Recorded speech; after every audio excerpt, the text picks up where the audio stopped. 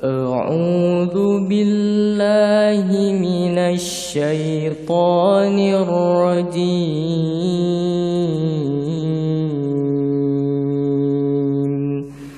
بسم الله الرحمن الرحيم.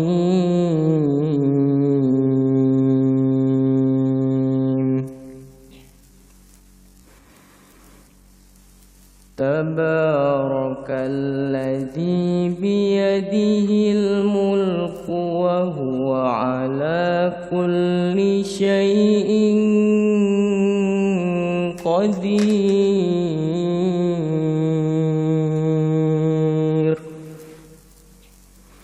الذي خلق الموت والحياة ليبلوكم أيكم أحسن عملا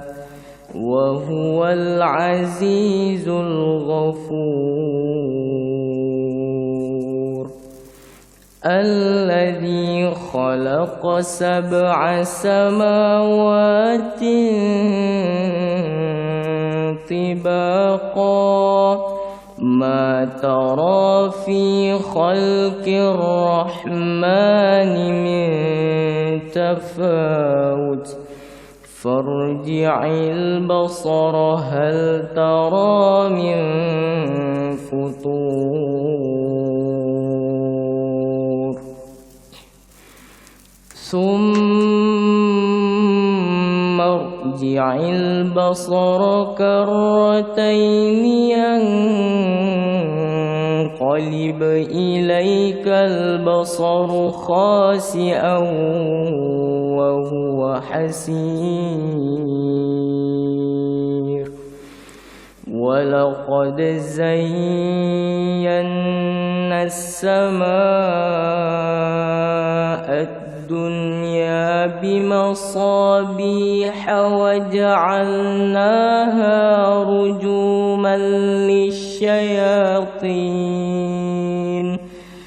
وأعتدنا لهم عذاب السعير. وللذين كفروا بربهم عذاب جهنم وبئس المصير.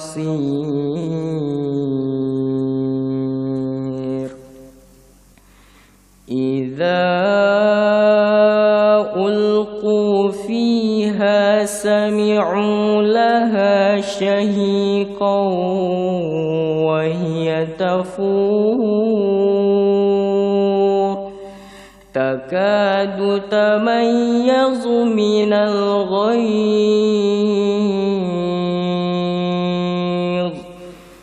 كلما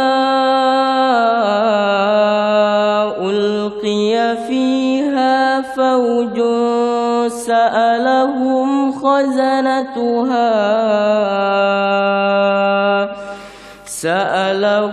خزنتها ألم يأتكم نذير. قالوا بلى قد جاءنا نذير فكذبنا وقلنا ما نزل الله من شيء إن أنتم إلا في ضلال كبير. وقالوا لو كنا نسمع أو نعقل ما كنا في أصحاب السعير. فاعترفوا بذنبهم فسحقا لأصحاب السعير. إن الذين يخشون ربهم بالغيب لهم مغفرة وأجر كبير.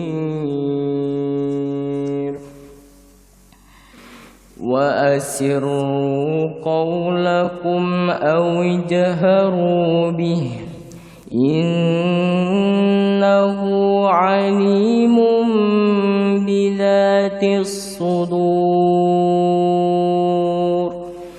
ألا يعلم من خلق وهو اللطيف الخبير.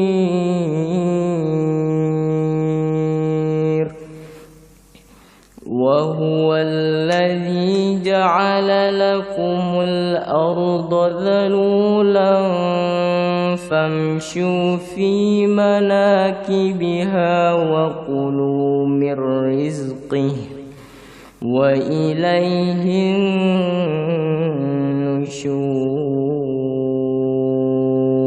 النشور. أأمنتم من في السماء أن يخسف بكم الأرض فإذا هي تمور أم أمنتم من في السماء أن يرسل عليكم حاصبا فستعلمون كيف نذير.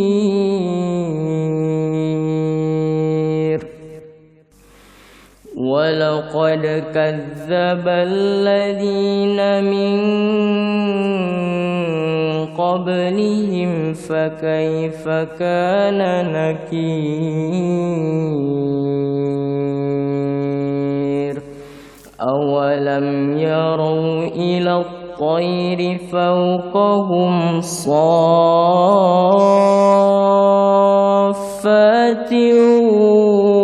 ويقبضن ما يمسكهن إلا الرحمن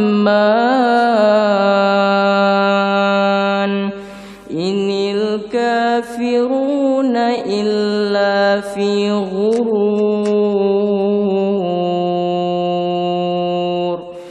أمن هذا الذي يرزقكم إن أمسك رزقه بل لجوا في عتو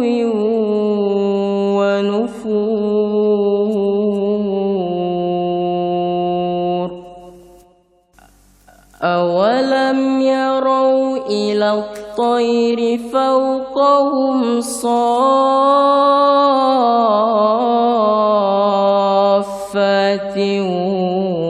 ويقبضن ما يمسكهن إلا الرحمن إنه بكل شيء بصير. أمن هذا الذي هو جند لكم ينصركم من دون الرحمن إن الكافرون إلا في غرور.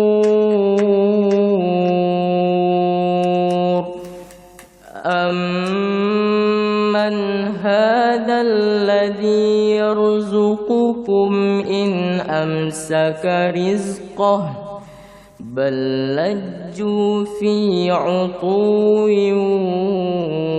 ونفور. أفمن يمشي مكبا على وجهه أهدى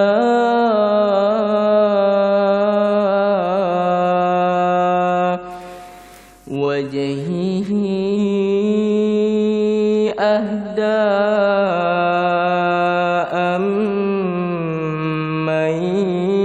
يمشي سويا على صراط مستقيم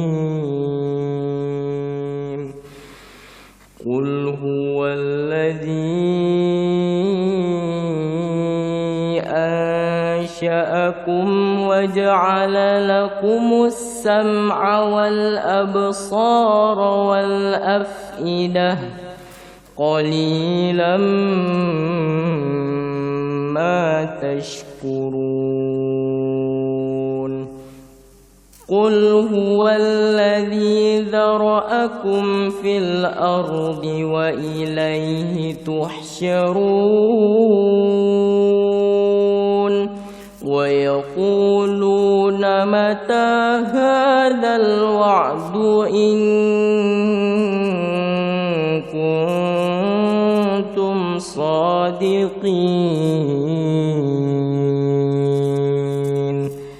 قل إنما العلم عند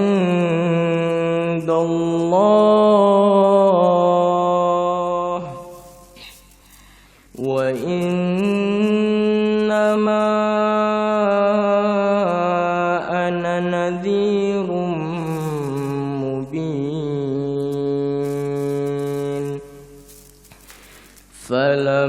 فلما رأوه زلفة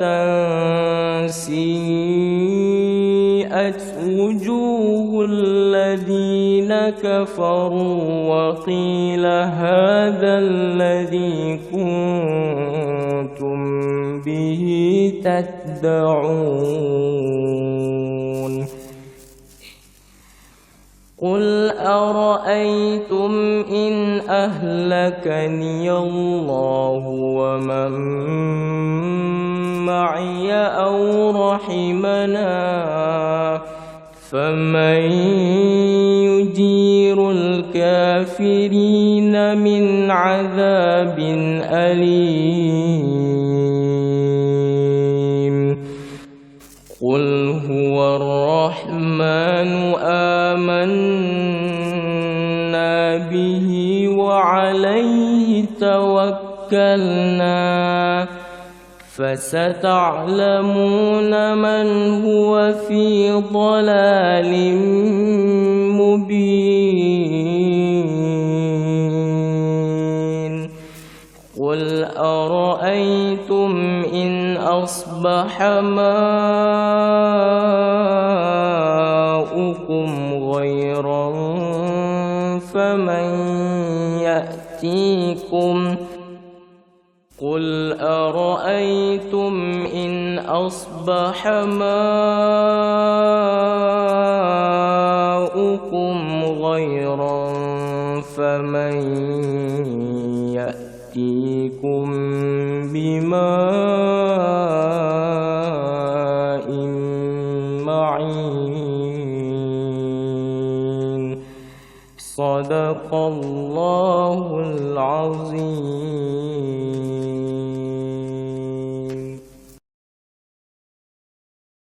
أعوذ بالله من الشيطان الرجيم. بسم الله الرحمن الرحيم.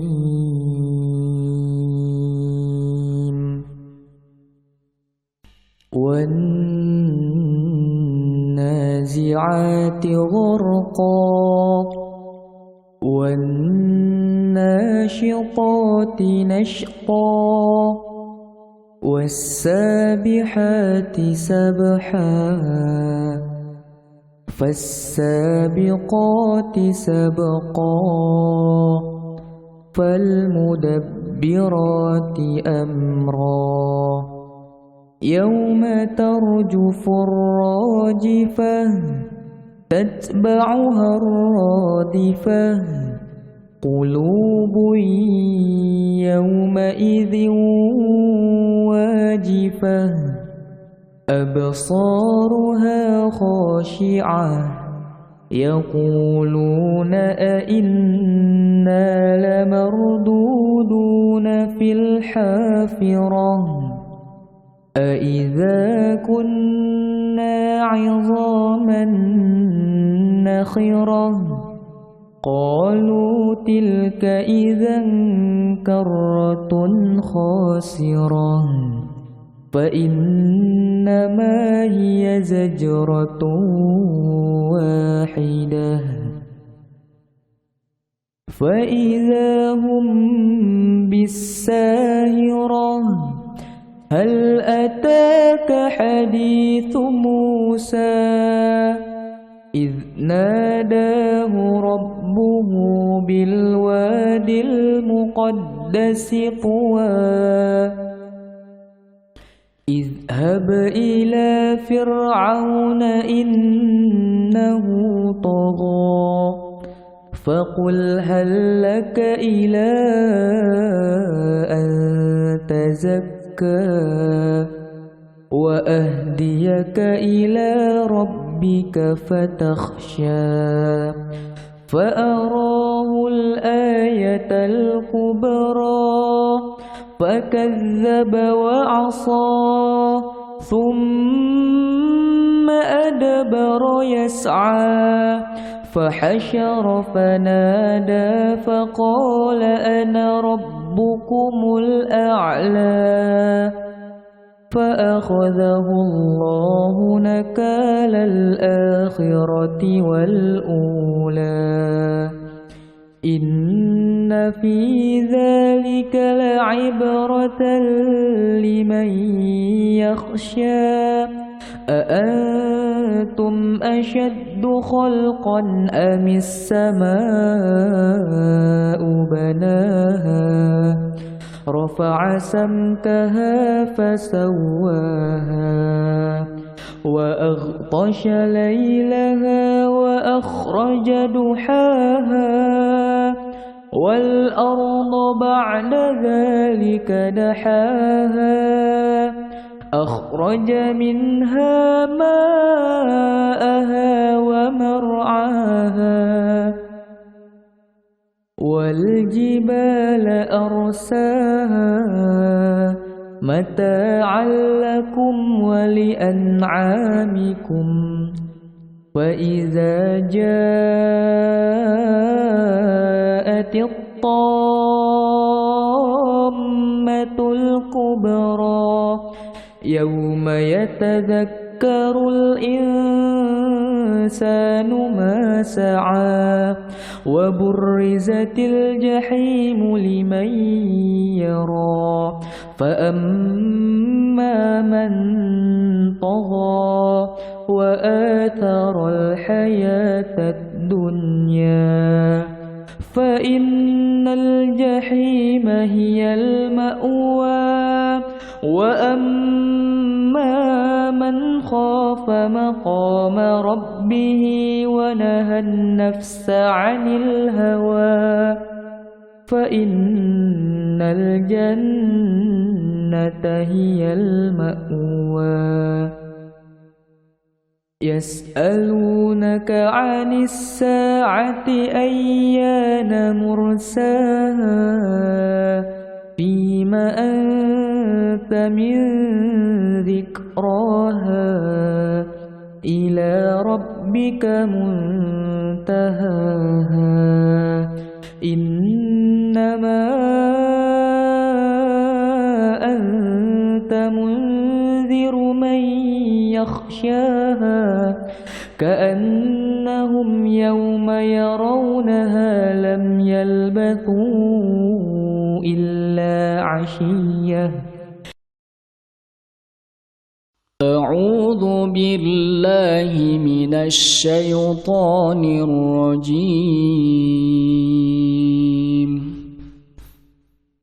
بسم الله الرحمن الرحيم. ألف لام را تلك تلك آيات الكتاب المبين إنا أنزلناه قرآنا عربيا لعلكم تعقلون نحن نقص عليك أحسن القصص بما أوحينا إليك هذا القرآن وإن كنت من قبله لمن الغافلين إذ قال يوسف لأبيه يا أبت إني رأيت 11 كوكبا والشمس والقمر رأيتهم لي ساجدين قال يا بني لا تقصص رؤياك على إخوتك فيكيدوا لك كيدا إن الشيطان للإنسان عدو مبين وكذلك يبتبيك ربك ويعلمك من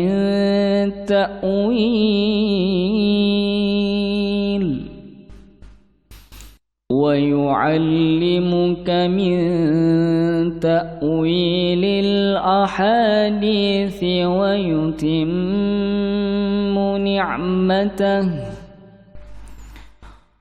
ويتم نعمته عليك وعلى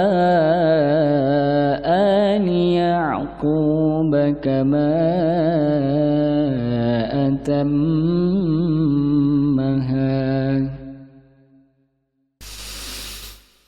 وعلى آل يعقوب كما أتمها على أبويك من قبل إبراهيم وإسحاق إن ربك عليم حكيم لقد كان في يوسف وإخوته آيات للسائلين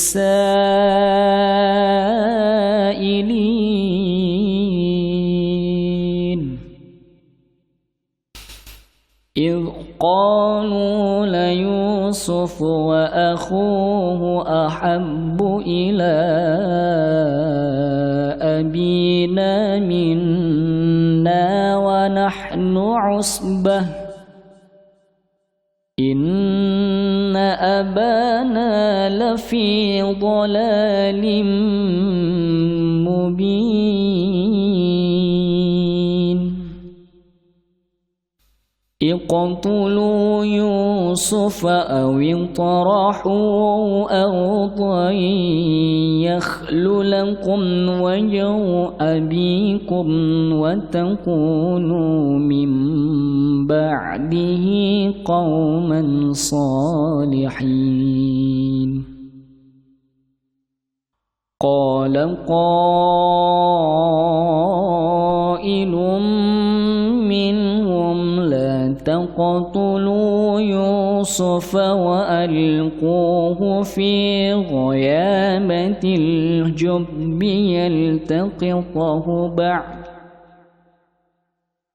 وألقوا في غيابة الجب يلتقطه بعض السيارة إن كنتم فاعلين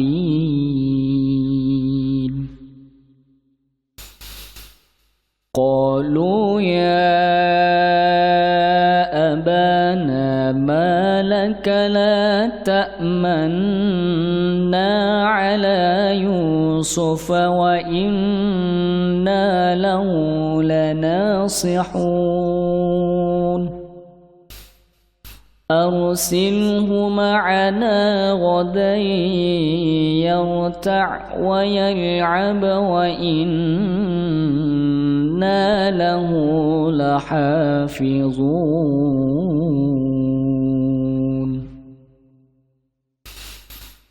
قال إني ليحزنني أن تذهبوا به وأخاف أن يأكل الذئب وأنتم عنه غافلون قالوا لئن أكله الذئب ونحن عصبة إنا إذا لخاسرون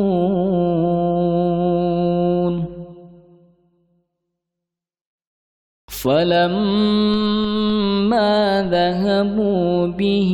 وأجمعوا أن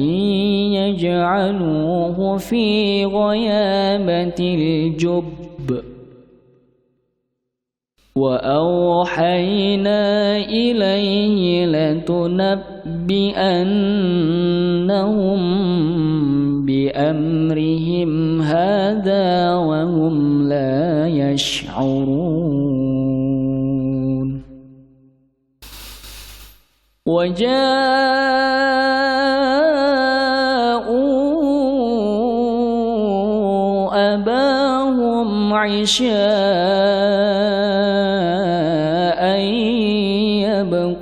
يبكون قالوا يا أبانا إنا ذهبنا نستبق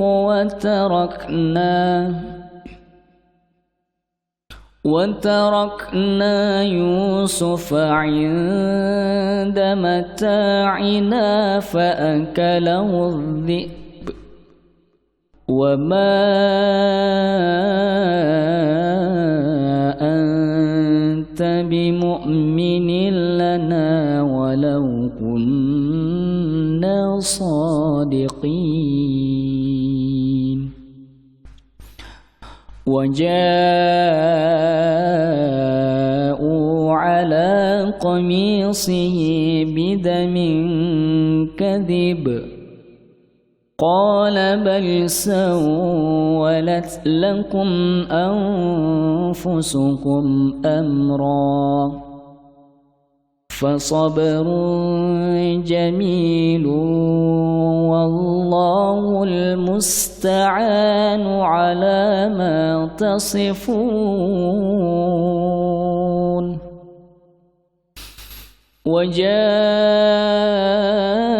وجاءت سيارة فأرسلوا واردهم فأدلى دلوه قال يا بشرى هذا غلام وأسروه بضاعة والله عليم بما يعملون وشروه بثمن بخس دراهم معدودة وكانوا فيه من الزاهدين.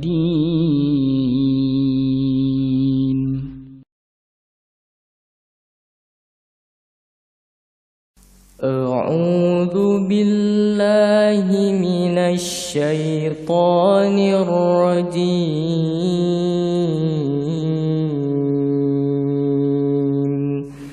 بسم الله الرحمن الرحيم.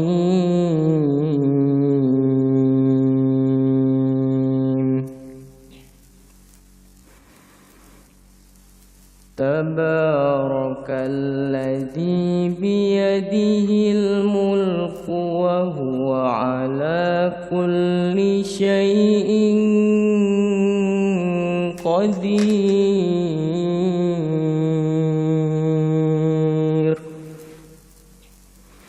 الذي خلق الموت والحياة ليبلوكم أيكم أحسن عملا وهو العزيز الغفور. الذي خلق 7 سماوات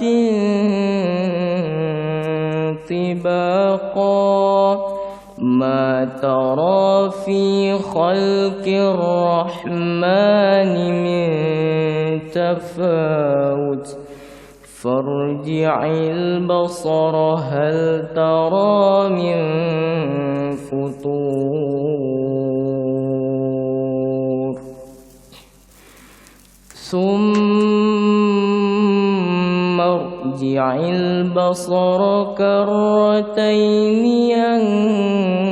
ينقلب إليك البصر خاسئا وهو حسير. ولقد زينا السماء الدنيا بمصابيح وجعلناها رجوما للشياطين وأعتدنا لهم عذاب السعير. وللذين كفروا بربهم عذاب جهنم وبئس المصير.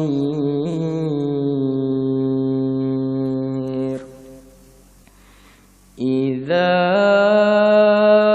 ألقوا فيها سمعوا لها شهيقا وهي تفور تكاد تميز من الغيظ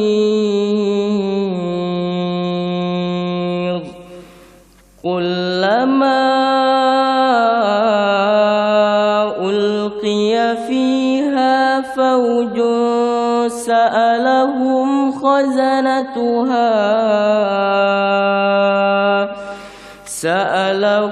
خزنتها ألم يأتكم نذير قالوا بلى قد جاءنا نذير فكذبنا وقلنا ما نزل الله من شيء إن أنتم إلا في ضلال كبير. وقالوا لو كنا نسمع أو نعقل ما كنا في أصحاب السعير فاعترفوا بذنبهم فسحقا لأصحاب السعير. إن الذين يخشون ربهم بالغيب لهم مغفرة وأجر كبير وأسروا قولكم أو اجهروا به إنه عليم بذات الصدور ألا يعلم من خلق وهو اللطيف الخبير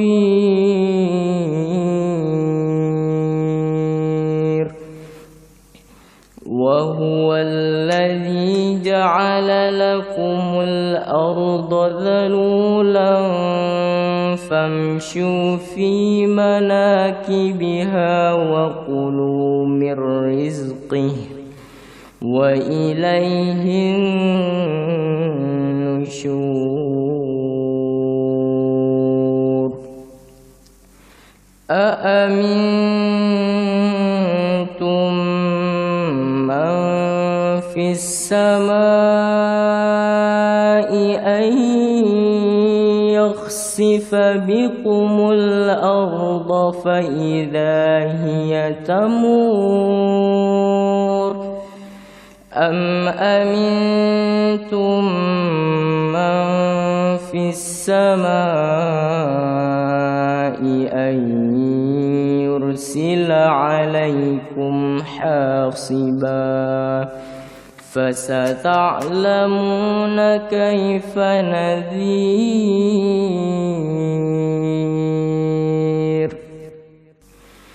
ولقد كذب الذين من قبلهم فكيف كان نكير أولم يروا إلى الطير فوقهم صافات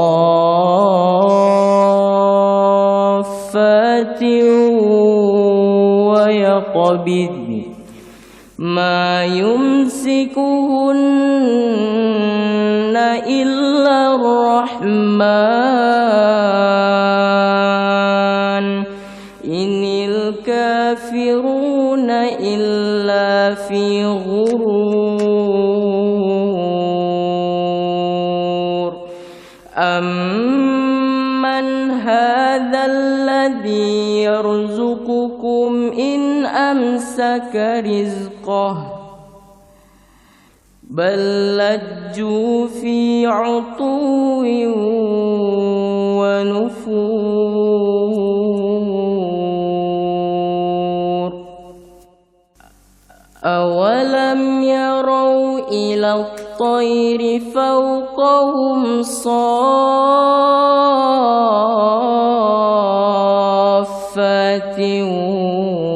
ويقبضن ما يمسكهن إلا الرحمن إنه بكل شيء بصير أمن هذا الذي هو جند لكم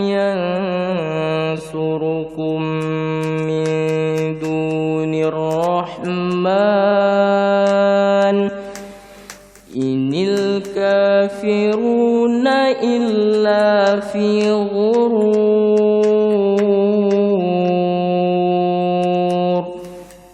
أمن هذا الذي يرزقكم إن أمسك رزقه بل لجوا في عتو ونفور أفمن يمشي مكبا على وجهه أهدى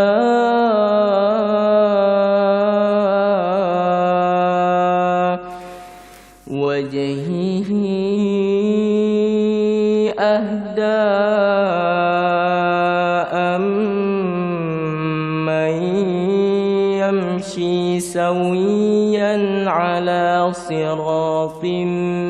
مستقيم قل هو الذي أنشأكم وجعل لكم السمع والأبصار والأفئدة قليلا ما تشكرون قل هو الذي ذرأكم في الأرض وإليه تحشرون ويقولون متى هذا الوعد إن كنتم صادقين قل إنما العلم عند الله وإنما أنا نذير مبين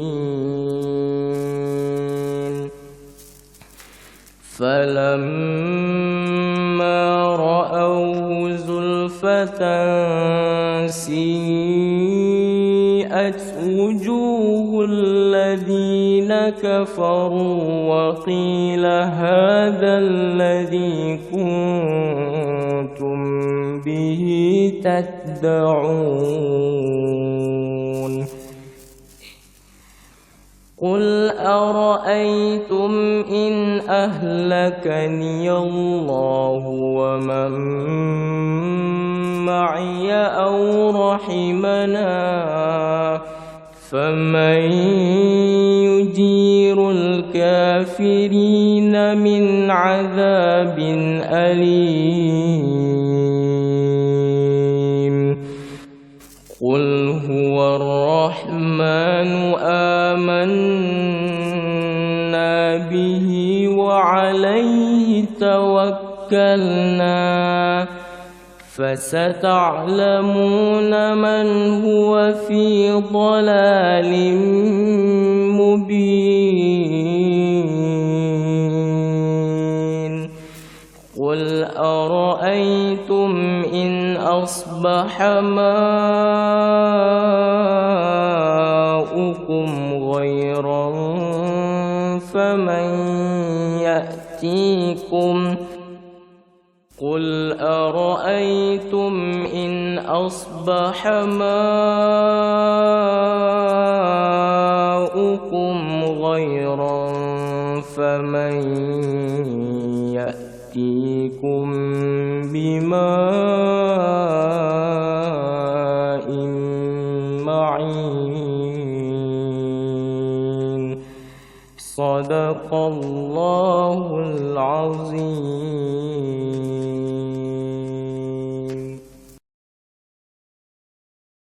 أعوذ بالله من الشيطان الرجيم.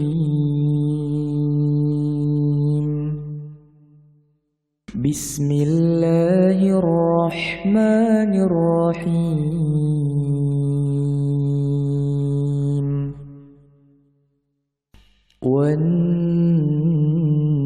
والنازعات غرقا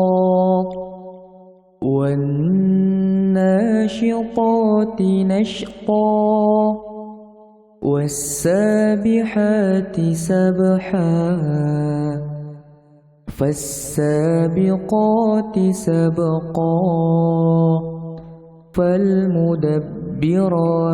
أمرا يوم ترجف الراجفة تتبعها الرادفة قلوب يومئذ واجفة أبصارها خاشعة يقولون أئنا لمردودون في الحافرة أئذا كنا عظاما نخرة قالوا تلك إذا كرة خاسرة فإنما هي زجرة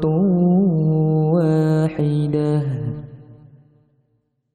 فإذا هم بالساهرة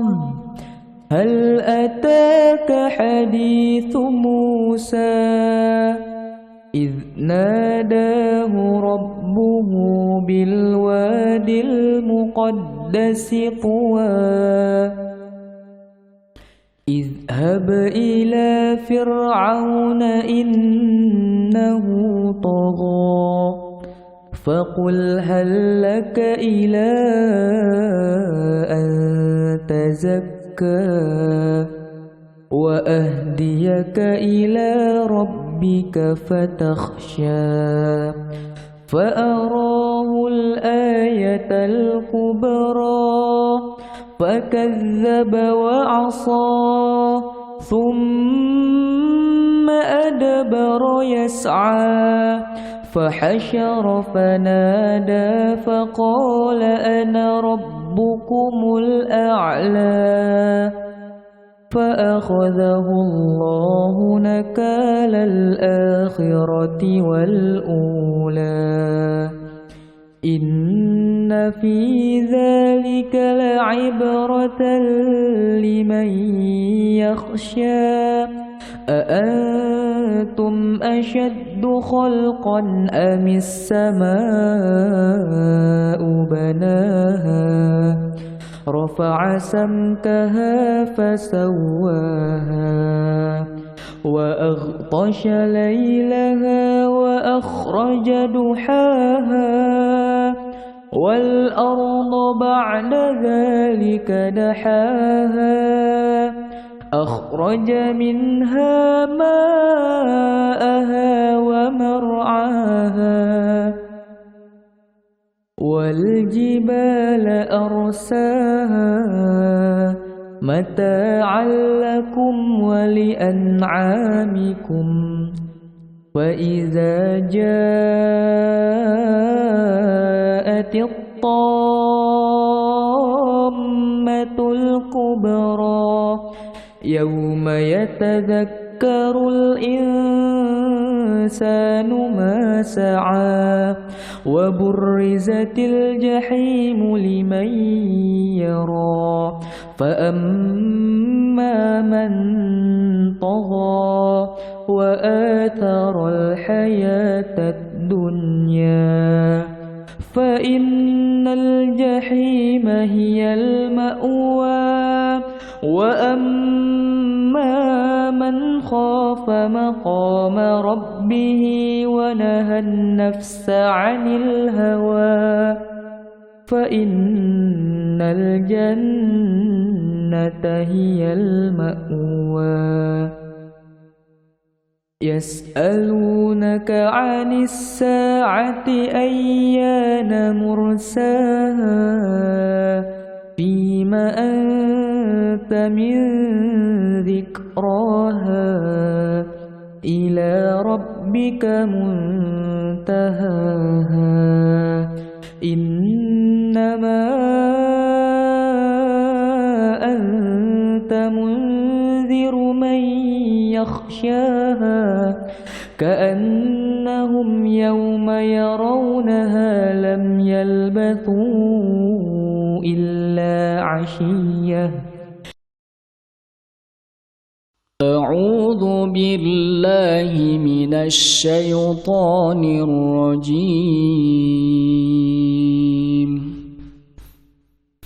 بسم الله الرحمن الرحيم.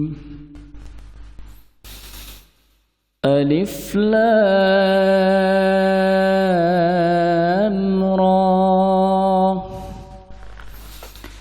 تلك آيات آيات الكتاب المبين إنا أنزلناه قرآنا عربيا لعلكم تعقلون نحن نقص عليك أحسن القصص بما أوحينا إليك هذا القرآن وإن كنت من قبله لمن الغافلين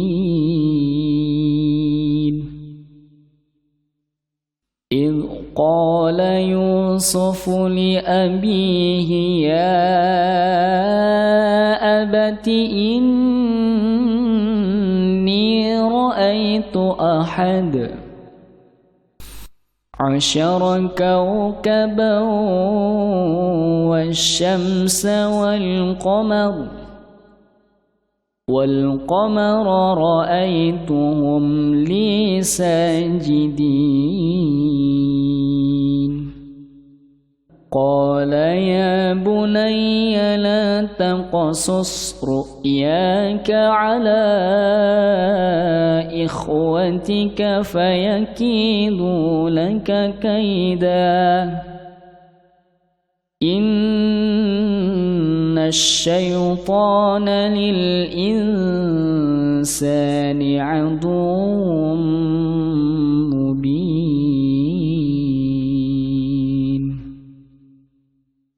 وكذلك يبتبيك ربك ويعلمك من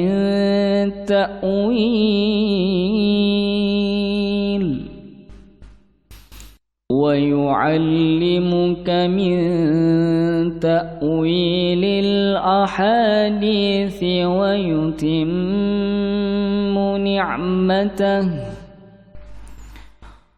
ويتم نعمته عليك وعلى آل يعقوب كما أتمها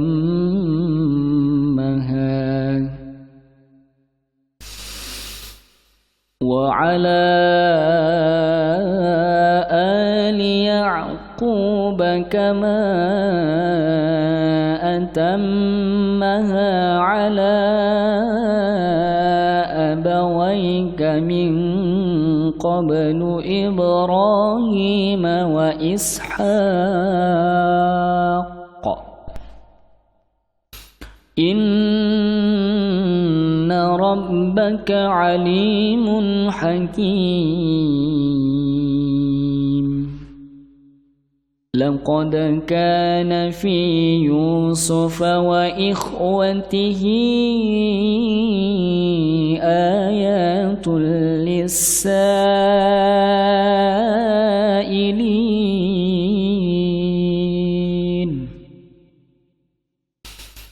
إذ قالوا ليوسف وأخوه أحب إلى أبينا منا ونحن عصبة إن أبانا لفي ضلال مبين اقتلوا يوسف أو اطرحوه أرضا يخل لكم وجه أبيكم وتكونوا من بعده قوما صالحين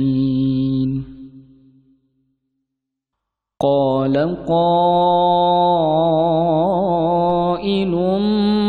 منهم لا تقتلوا يوسف وألقوه في غيابة الجب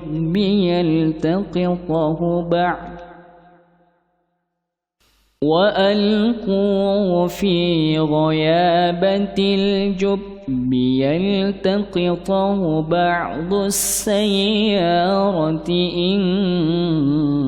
كنتم فاعلين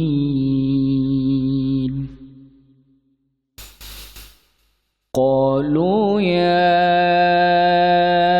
أبانا ما لك لا تأمنا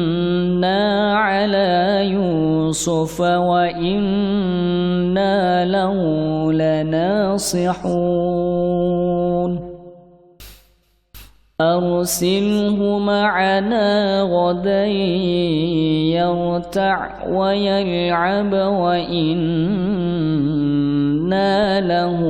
لحافظون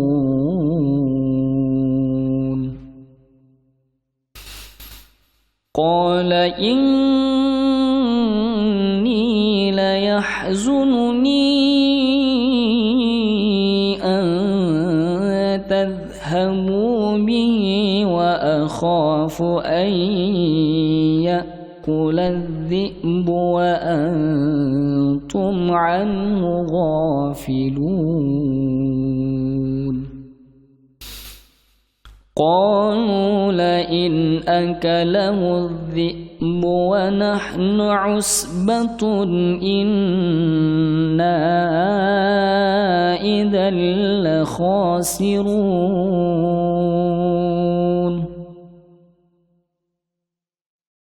فلما ذهبوا به وأجمعوا أن يجعلوه في غيابة الجب وأوحينا إليه لتنبئنهم بأمرهم هذا وهم لا يشعرون وجاءوا أباهم عشاء يبكون قالوا يا أبانا إنا ذهبنا نستبق وتركنا يوسف عند متاعنا فأكله الذئب وما أنت بمؤمن لنا ولو كنا صادقين وجاءوا على قميصه بدم كذب قال بل سولت لكم أنفسكم أمرا فصبر جميل والله المستعان على ما تصفون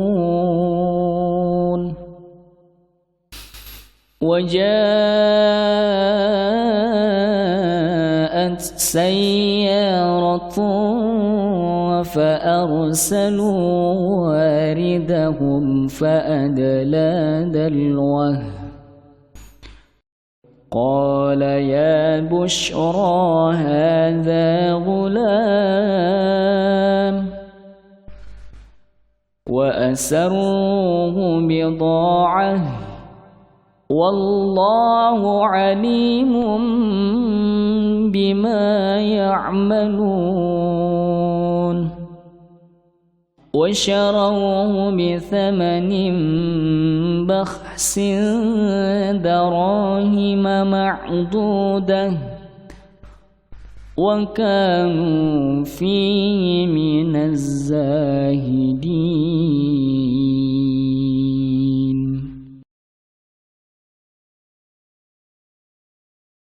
أعوذ بالله من الشيطان الرجيم.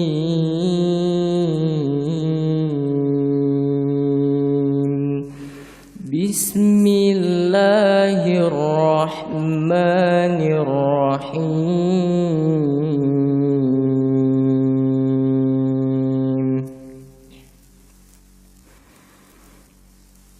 تبارك الذي بيده الملك وهو على كل شيء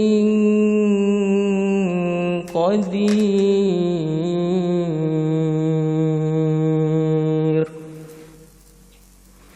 الذي خلق الموت والحياة ليبلوكم أيكم أحسن عملا وهو العزيز الغفور. الذي خلق 7 سماوات طباقا ما ترى في خلق الرحمن من تفاوت فارجع البصر هل ترى من فطور. ثم ارجع البصر كرتين ينقلب إليك البصر خاسئا وهو حسير. ولقد زينا السماء الدنيا بمصابيح وجعلناها رجوما للشياطين وأعتدنا لهم عذاب السعير. وللذين كفروا بربهم عذاب جهنم وبئس المصير.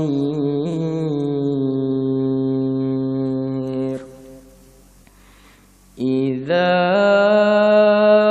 ألقوا فيها سمعوا لها شهيقا وهي تفور تكاد تميز من الغيظ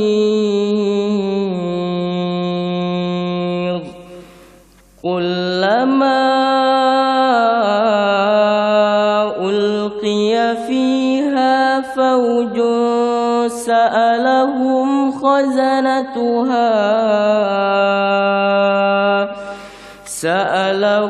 خزنتها ألم يأتكم نذير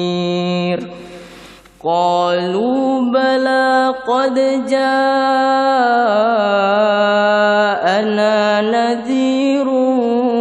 فكذبنا وقلنا ما نزل الله من شيء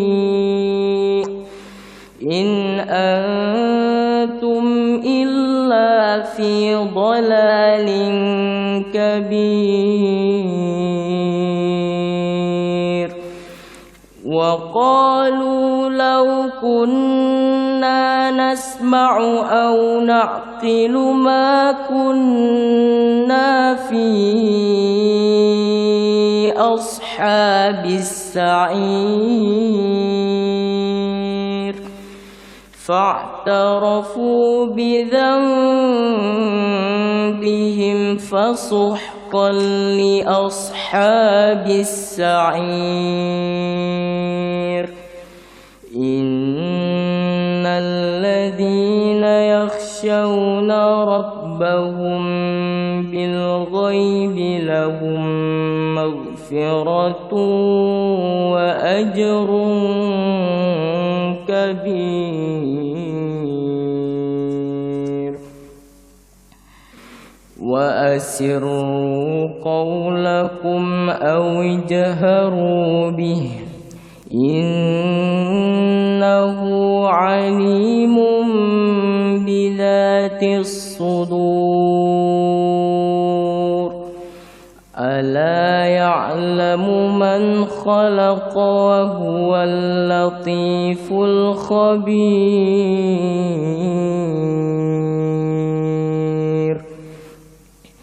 وهو الذي جعل لكم الأرض ذلولا فامشوا في مناكبها وكلوا من رزقه وإليه النشور أأمنتم من في السماء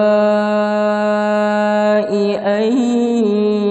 يخسف بكم الأرض فإذا هي تمور أم أمنتم من في السماء أن يرسل عليكم حاصبا فستعلمون كيف نذير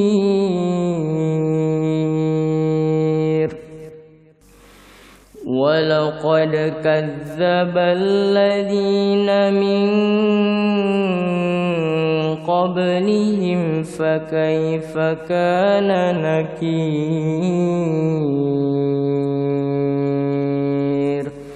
أولم يروا إلى الطير فوقهم صافات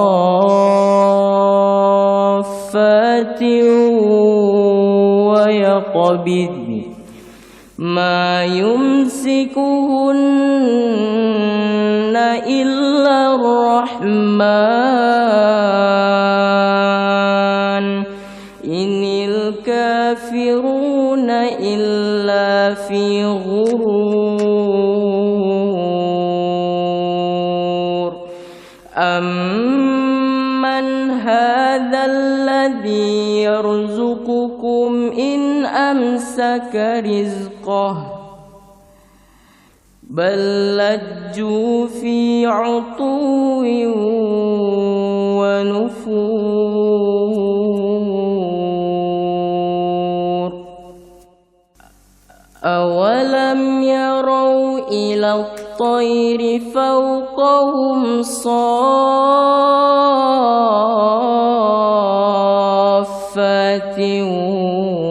ويقبضن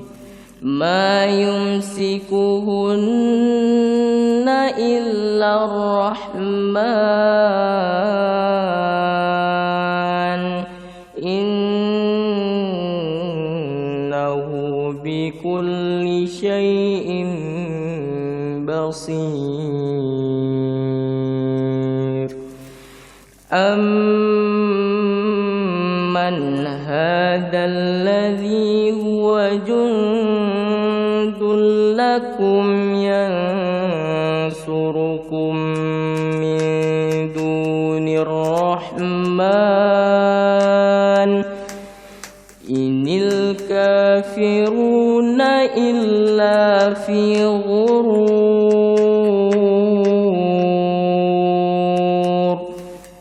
أمن هذا الذي يرزقكم إن أمسك رزقه بل لجوا في عتو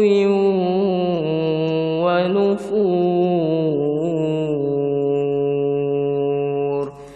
أفمن يمشي مكبا على وجهه أهدى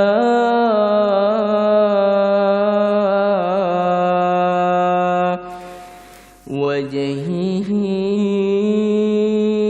أهدى أمن يمشي سويا على صراط مستقيم قل هو الذي أنشأكم وجعل لكم السمع والأبصار والأفئدة قليلا ما تشكرون قل هو الذي ذرأكم في الأرض وإليه تحشرون ويقولون متى هذا الوعد إن كنتم صادقين قل إنما العلم عند الله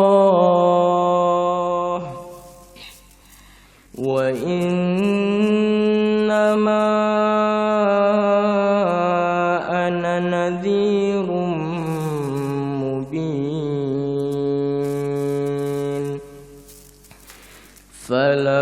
فلما رأوه زلفة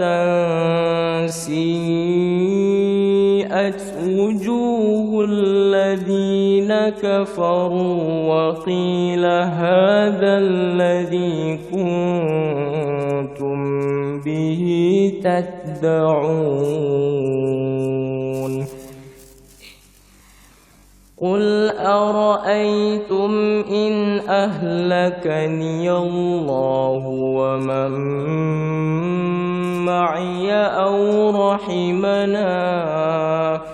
فمن يجير الكافرين من عذاب أليم قل هو الرحمن آمنا به وعليه توكلنا فستعلمون من هو في ضلال مبين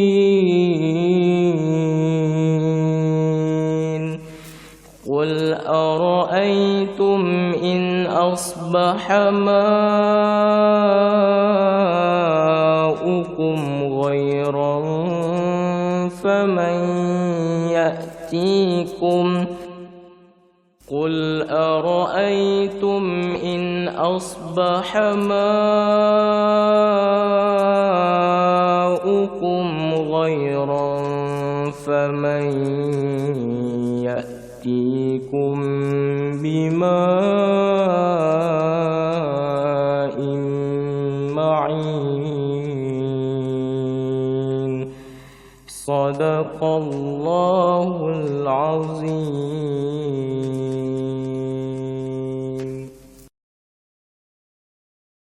أعوذ بالله من الشيطان الرجيم.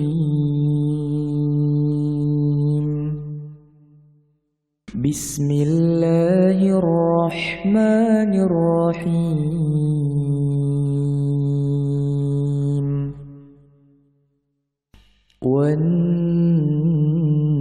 والنازعات غرقا والناشطات نشطا والسابحات سبحا فالسابقات سبقا فالمدبرات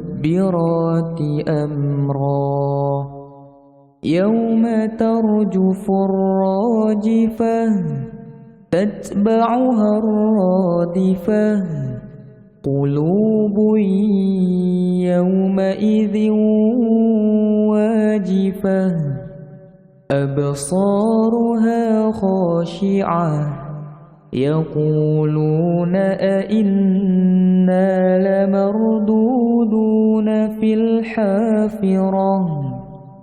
أإذا كنا عظاما نخرة قالوا تلك إذا كرة خاسرة فإنما هي زجرة واحدة فإذا هم بالساهرة هل أتاك حديث موسى إذ ناداه ربه بالواد المقدس طوى اذهب إلى فرعون إنه طغى فقل هل لك إلى أن تزكى وأهديك إلى ربك فتخشى فأراه الآية الكبرى فكذب وعصى ثم أدبر يسعى فحشر فنادى فقال أنا ربكم الأعلى فأخذه الله نكال الآخرة والأولى إن في ذلك لعبرة لمن يخشى أأنتم أشد خلقا أم السماء بناها رفع سمكها فسواها وأغطش ليلها وأخرج ضحاها والأرض بعد ذلك دحاها أخرج منها ماءها ومرعاها والجبال أرساها متاعا لكم ولأنعامكم فإذا جاءت الطامة الكبرى يوم يتذكر الإنسان ما سعى وبرزت الجحيم لمن يرى فأما من طغى وآثر الحياة الدنيا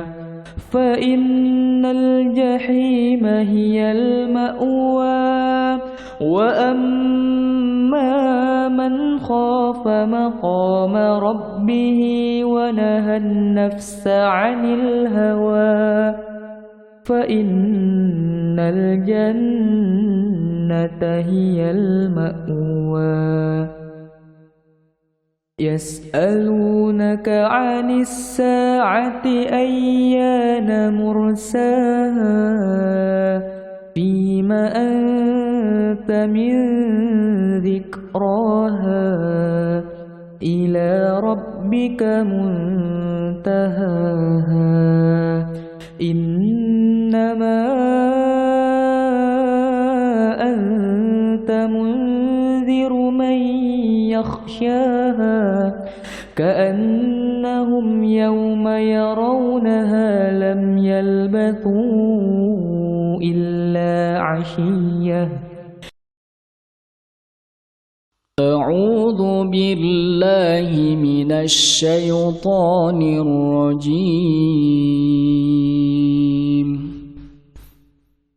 بسم الله الرحمن الرحيم.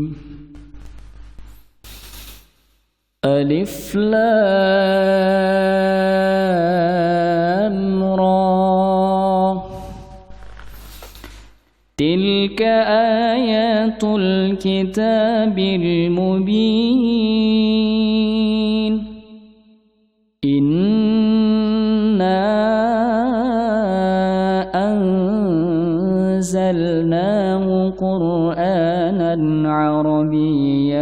لعلكم تعقلون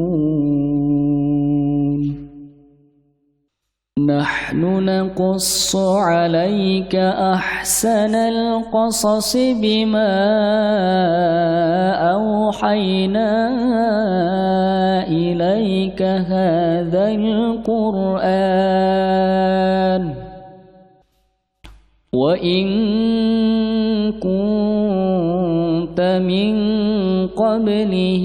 لمن الغافلين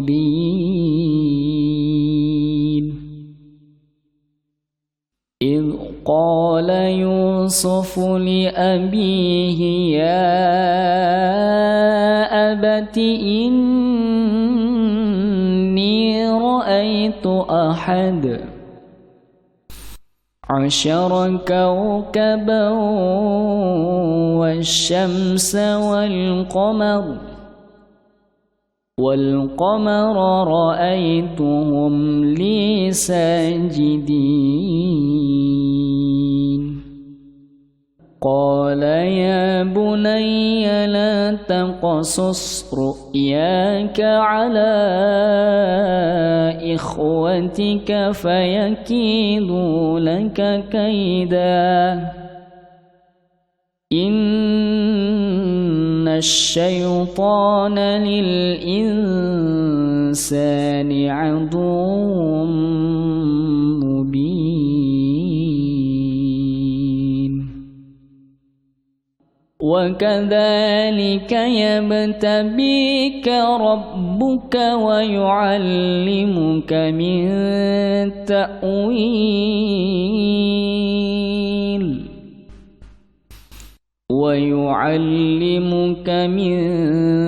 تأويل الأحاديث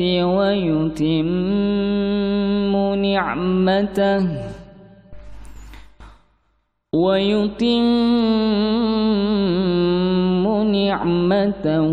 عليك وعلى آل يعقوب كما أتمها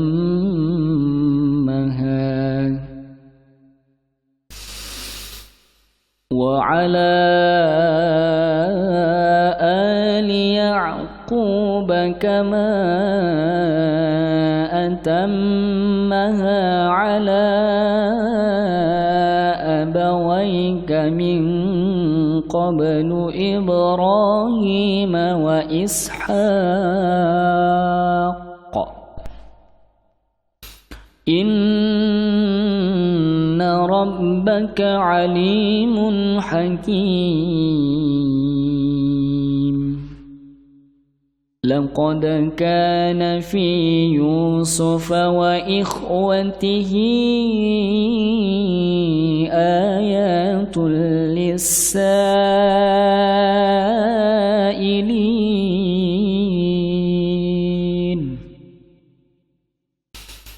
إذ قالوا ليوسف وأخوه أحب إلى أبينا منا ونحن عصبة إن أبانا لفي ضلال مبين اقتلوا يوسف أو اطرحوه أرضا يخل لكم وجه أبيكم وتكونوا من بعده قوما صالحين قال قائل منهم لا تقتلوا يوسف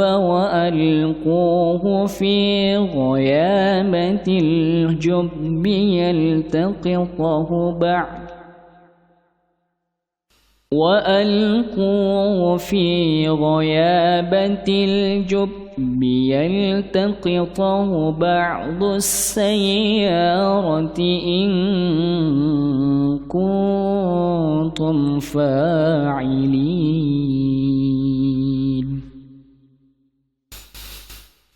قالوا يا أبانا ما لك لا تأمنا على يوسف وإنا له لناصحون أرسله معنا غدا يرتع ويلعب وإنا له لحافظون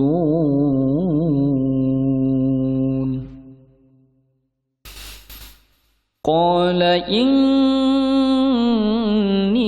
ليحزنني أن تذهبوا به وأخاف أن يأكل الذئب وأنتم عنه غافلون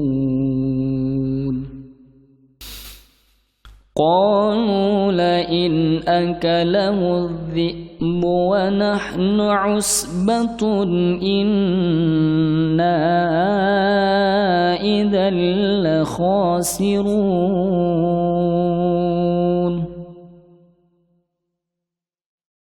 فلما ذهبوا به وأجمعوا أن يجعلوه في غيابة الجب وأوحينا إليه لتنبئنهم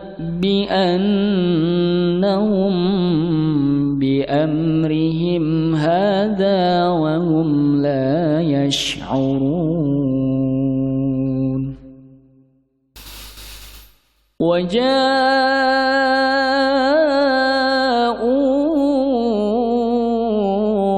أباهم عشاء يبكون قالوا يا أبانا إنا ذهبنا نستبق وتركنا يوسف عند متاعنا فأكله الذئب وما أنت بمؤمن لنا ولو كنا صادقين وجاءوا على قميصه بدم كذب قال بل سولت لكم أنفسكم أمرا فصبر جميل والله المستعان على ما تصفون